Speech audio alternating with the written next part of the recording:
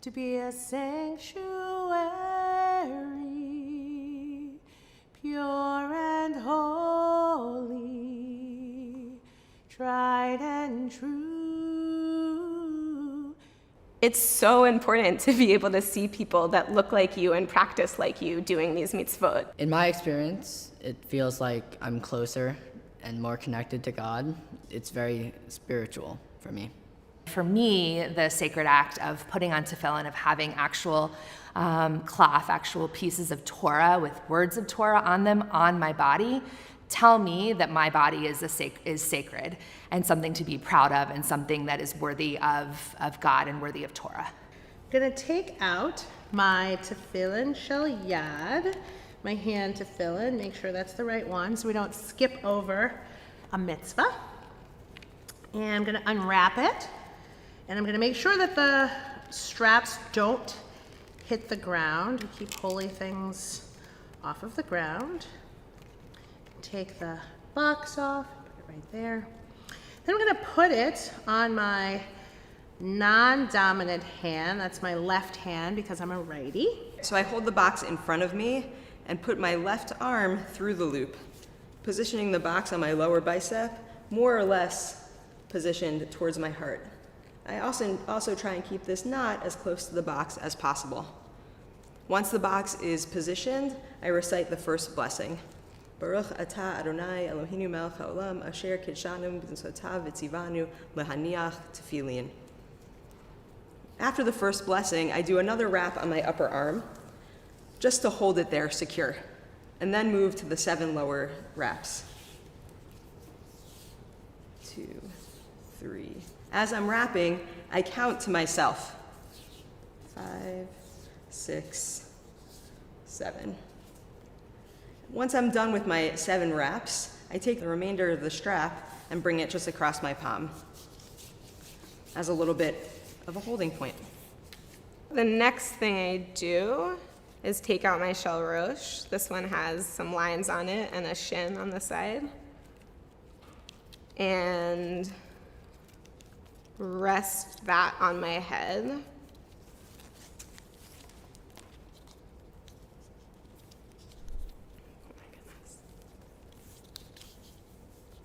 And before I do any adjusting, I say the second blessing, which is Baruch atah Adonai Eloheinu melech haolam asher kidshanu b'mitzvotav v'tzivanu al mitzvat tefillin. And then I adjust it to make sure the knot is centered in the back of my neck and the box is centered around my hairline on the top of my head, and the straps are not tangled, but in fact hanging down nicely with the pretty shiny black part facing out. And while I do that, I say the phrase, Baruch Shem Kavod Malchuto Leolam Va'ed. And at that point, I'm done putting on my Tefillin Shel Rosh, and I'm going to return to the hand. I unwrap the straps that were around my palm, and that leaves me with the strap coming up across the front side of my hand, in between my thumb and my pointer finger. I bring the strap down and under, coming up around my middle finger. I'm going to wrap 3 times around the middle finger, and as I wrap each wrap, I'm going to say a line from Hosea. Ve'erastichli le'olam, ve'erastichli b'tzedek u'v'mishpat u'v'chesed u'v'rachamim, ve'erastichli ba'emunah v'yadat et Adonai. At that point, I take the strap, come behind my 4th finger, my ring finger, and then I bring the strap back up to meet the original strap between my thumb and my pointer. I have a V shape, and then I want to complete the shin, so I bring the strap back under my hand and down the center, creating the middle of the shin right there. Now I have all of this remaining strap, and I'm just going to wrap it around that middle part of the shin. At this point, I just want to make sure it's tight so that it stays out of my way while I'm praying and it's not a distraction. So I tuck the extra strap under, and at that point, I am completely wrapped. I'm now going to take the tefillin off, and I'm going to remove them in the reverse order in which I placed them.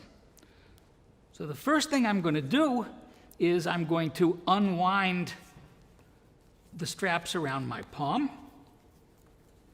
and I'm going to unwind the straps around my middle finger, and then I'm going to wrap it back. Some people do very carefully, getting the whole thing back along the middle of their hand. I usually leave a bunch of it loose. I think that's okay. And that then brings me to remove the Tefillin Shel Rosh, the head Tefillin, putting it back in its case. And here's the way I do it.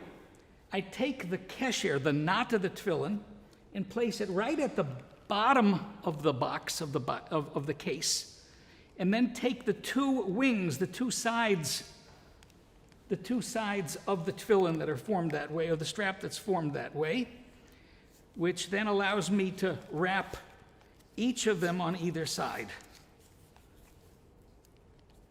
I don't tuck them under, I just hold it in place. And then I put it back in my tefillin bag, which will then be at the bottom, so it'll be the last thing I take out when I do this tomorrow. I then unwrap my Tefillin Shel Yad, and even though it's only been on for a couple of minutes, there can already be seen some marks on my hand, which will last a while. It'll be a reminder for a good part of the day.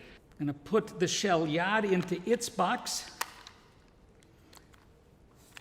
Again, being careful to make sure that the kesher, the knot, is tight against the box, even when I'm not wearing it. And wrap it halfway. I usually do it about 10 times on one side, and then the rest of it on the other side. And then I put that into the bag. So it's now going to be the first thing I take out tomorrow, and close it up. And I can then roll my shirt sleeve back down, and I can take off my tallis. Two forms of dust, of the one and the many, a vapor to moisten them both into clay. Two hands to form us, to guide us and shape us, until we are ready to walk away.